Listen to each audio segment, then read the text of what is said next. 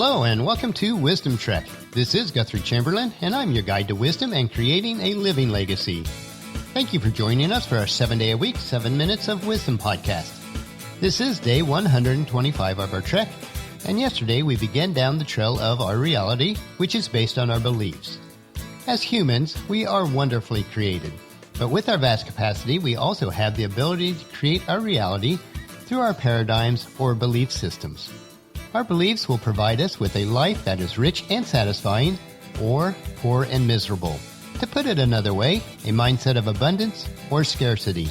It is so crucial that your belief system is on a solid foundation of truth. We will spend a total of 5 days on this concept that our beliefs create our reality. And if you miss any of these episodes, please make sure that you go back and listen to them all so that you can get a complete picture.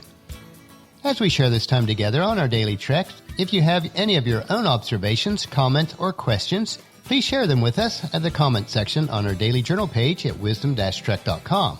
We are recording our podcast from our studios at the Big House in Marietta, Ohio. It's been a rainy week so far, so I've not been able to get out and mow the lawn this week. I'm hoping that it'll dry off enough before we head back to Charlotte to be able to do so. The leaves in our big trees outside our office windows are starting to change, and the beautiful fall colors are being painted on a few of the trees. By the time that you listen to this podcast, I should have the dining room floor completed with 2 coats of polyurethane. Our dining room has a very special pattern in its floor, which really makes it beautiful. I will post a couple pictures in tomorrow's Wisdom Trek journal pages. So let's break camp for today and head back out on our reality trail as we realize that even though we all may be traveling on the same trail, each of us will have our own perception of what the trail really looks like, at least to us. Understanding that our minds are very creative can help us to grasp the power of how our beliefs shape our reality. George Orwell once said, "Myths which are believed in tend to become true." This is especially true on an individual basis. By now, most of us realize that our perception of reality is heavily influenced by our beliefs, but the full extent of this influence is often underestimated. Each of us have a variety of methods for altering our reality so it conforms to what we believe to be real. Each of us, you might say, is a reality alteration expert. Yesterday we discussed how our beliefs provide the structured process through which we evaluate everything in our lives. Now it's time to take this concept one step further and look at the influence of your beliefs on your reality. This is part 2 of our 5-day picture that we'll be looking at this, and it's titled, Your Internal Map of Reality. From the moment that you entered into this life, your subconscious mind has been busy collecting and processing information. Combined with your experiences, this information is used to create your beliefs about who you are as a person and how you fit into this world. Because these beliefs are based on your evaluation and emotional conclusions of your personal experiences, they are accepted by your subconscious mind as being absolutely true. Your subconscious mind then uses these personal truths to construct your personal version of the real world. In other words, your beliefs become the foundation for your internal map of reality. And the first point we want to look at today is, to the mind, your map is reality.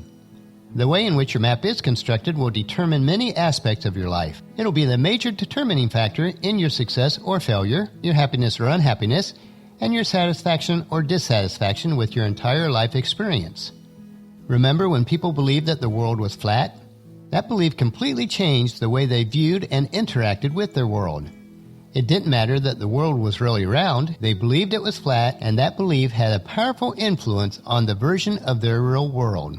It changed the way they interpreted the facts. What we allow to be planted into our minds will produce the same kind of fruit in our lives. As Luke chapter 6 verse 45 puts it, a good person produces good things from the treasury of a good mind, and an evil person produces evil things from a treasury of an evil mind. What you say flows from what is in your mind. Point number 2, we customize the facts to fit our map. If you have created a map where opportunity is everywhere, that's what you will see. When your map is based on opportunity, you won't see challenges as obstacles because that wouldn't harmonize with your map. So you interpret the facts in a way that allows them to fit in with and support your internal map of reality. Here's the catch though. For most people, the way the map creates their reality on a day-to-day basis is completely outside their conscious awareness. And because this process takes place on a subconscious level, they don't see how they are creating their own reality. Instead of feeling like something they created, it seems like it's coming from an external source.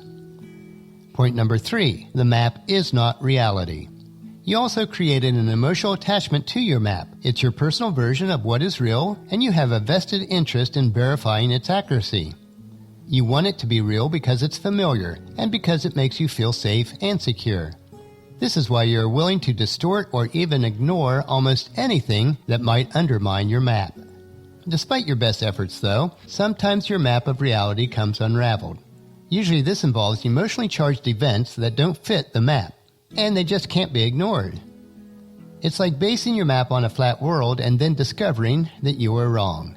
Now your world doesn't make sense anymore, and your map starts to fall apart. Point number 4, you are not the map.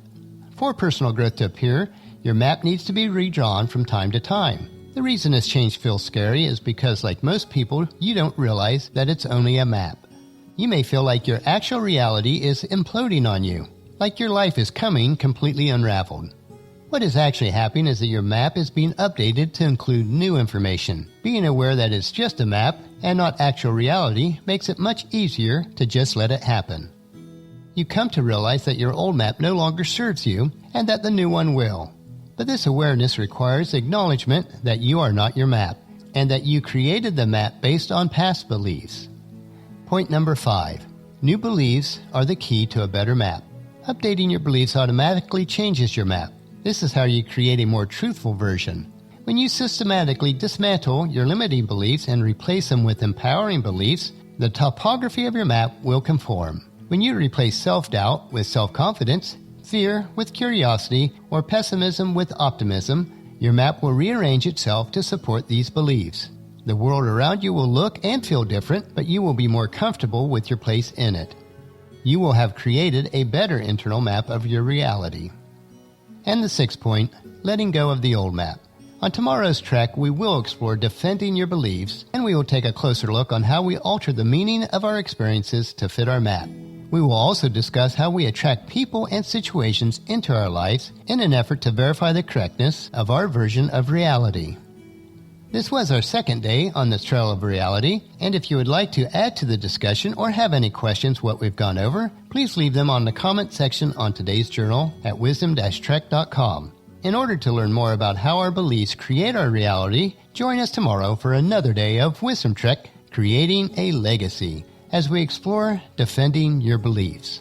And that'll finish our podcast for today. Remember to listen to your daily dose of wisdom at wisdom-trek.com or subscribe at iTunes, Stitcher, SoundCloud, Spreaker, or YouTube. And by subscribing, the episodes will be downloaded to you automatically. I would really appreciate it if you would help Wisdom Trek grow by sharing Wisdom Trek with your family and friends through email, Facebook, or Twitter so that they can come along with us each day also. The journal for today's trek can be found at wisdom-trek.com. Thank you so much for allowing me to be your guide, your mentor, but most importantly, your friend, as I serve you through this Wisdom Trek podcast and journal each day.